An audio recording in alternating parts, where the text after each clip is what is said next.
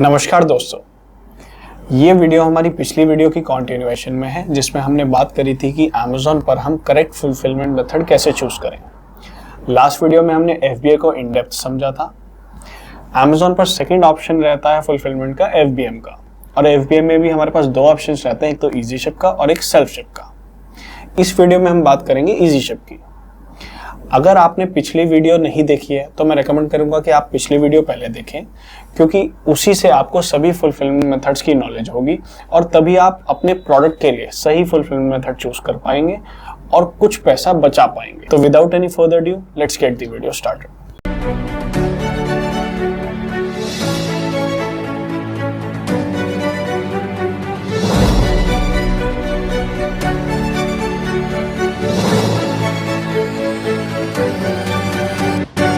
Easy ship में as a seller हमारी duty रहती है कि हम पैकेजेस को रेडी करें मतलब उनको पैक करें, उनको लेबल करके उनको रेडी रखें, और फिर अमेजोन का कोरियर वाला बंदा आता है, उन पैकेजेस को कलेक्ट करता है और कस्टमर तक सेफली डिलीवर करता है। इन केस अगर हमारा कोई कस्टमर रिटर्न आता है या रिजेक्ट आता है या किसी भी रीजन की वजह से, तो अमेजोन का कोरियर वाला बंदा ही अपना आपके पैकेज को वहां से लेके आपके वेयरहाउस तक वापस पहुंचा के जाएगा safe and secure at no extra cost.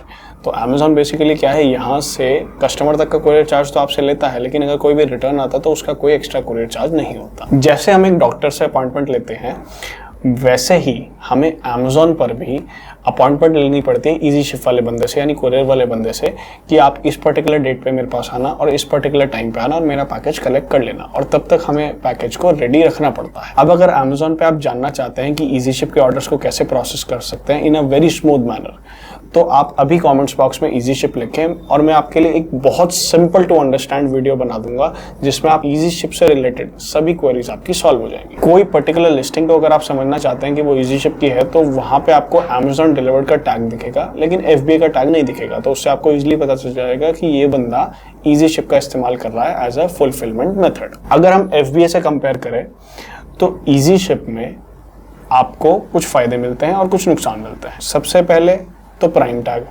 FBA में तो आपको बाय डिफॉल्ट मिल जाता था, ईजी शिप में आपको बाय डिफॉल्ट नहीं मिलेगा। कुछ लिस्टिंग्स में मिल जाता है, कुछ लिस्टिंग्स में नहीं मिलेगा। तो if you are eligible for it and you have opted for it, तब आपको मिलेगा।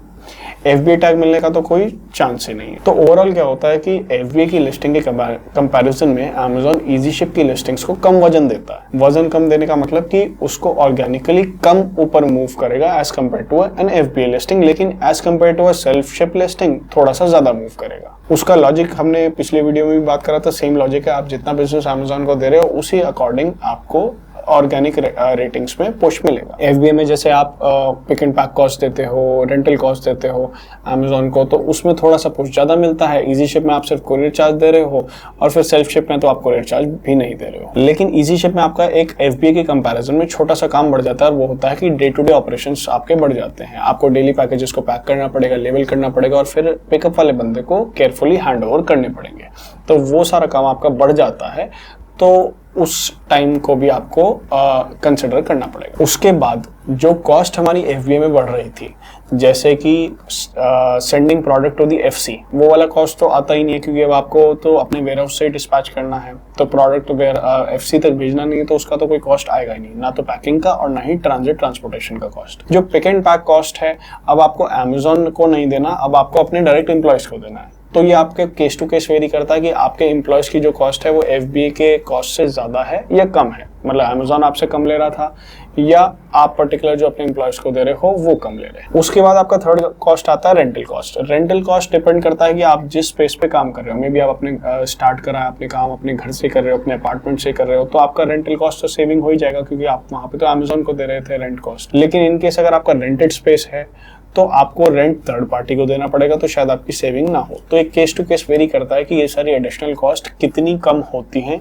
या ज्यादा होती हैं as compare to FBA। Easy ship के कुछ हिडन फायदे भी रहते हैं। जब आप बिजनेस स्टार्ट करते हो तो कहीं ना कहीं आपका एक इमोशनल कनेक्शन होता है आपके बिजनेस के साथ, और आप चाहते हो कि एक एक इंडिविजुअल ऑर्डर बहुत केयरफुली पैक हो।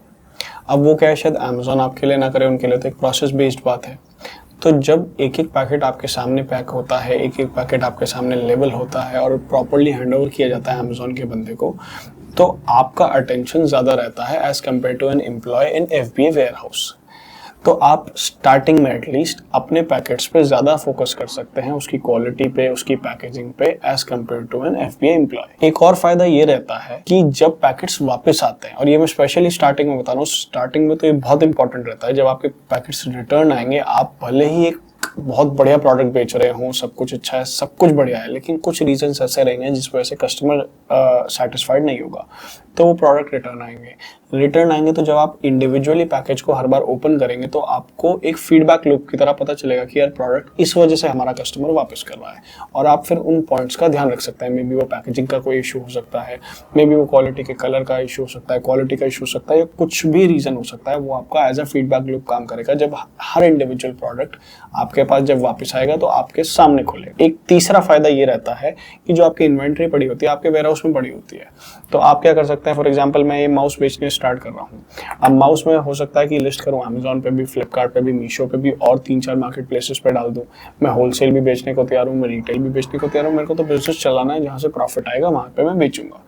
तो जब तक मटेरियल आपके वेयरहाउस में पड़ा है, आप कहीं भी बेच सकते हो। आज ऑर्डर अमेजोन से है, अमेजोन के डिस्पैच कर देते हैं, कल को फ्लिपकार्ट से है, वहाँ से डिस्पैच कर देते हैं। कोई होलसेल में 10 पीस मांगने आ गया, उसको बेच देते हैं, कोई दिक्कत नहीं। अगर एक बार मटेरियल आपका एफसी चला गया, यानी अमेजोन के फुलफिलमेंट सेंटर चला गया, तो मोस्ट प्रोबेबली चांसेस हैं कि आपको वहीं से बेचना पड़ेगा। चाहे अगर नहीं भी बिक रहा तो उसको कम ज़्यादा करके आपको वहीं से डिस्पोज ऑफ करना पड़ेगा।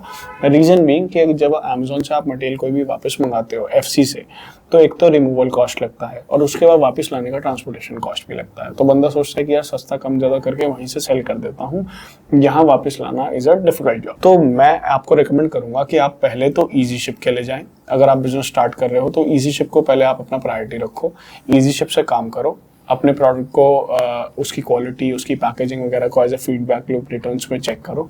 फिर आप धीरे धीरे स्केल करते हुए एफबीए को ट्राई कर सकते हो, और जब आप कॉन्फिडेंट हो जाओ कि यार एफबीए के कॉन्सेप्ट को आप समझ चुके हो और कैसे काम करना है उसको एक्सपीरियंस से समझ चुके हो, तो फिर आप एफबीए पे फुल फ्लेज जा सकते हैं। ये वीडियोस मैं अपना mind, body, heart and soul सब कुछ देके बनाता हूँ। मेरी रिक्वेस्ट है कि आप मेरे चैनल को अभी सब्सक्राइब करें और बेल आइकन को अभी हिट करें, जिससे कि मैं इस तरह के इंफॉर्मेशनल वीडियोस आप तक लगातार लाता रहूँ। मिलते हैं नेक्स्ट वीडियो में।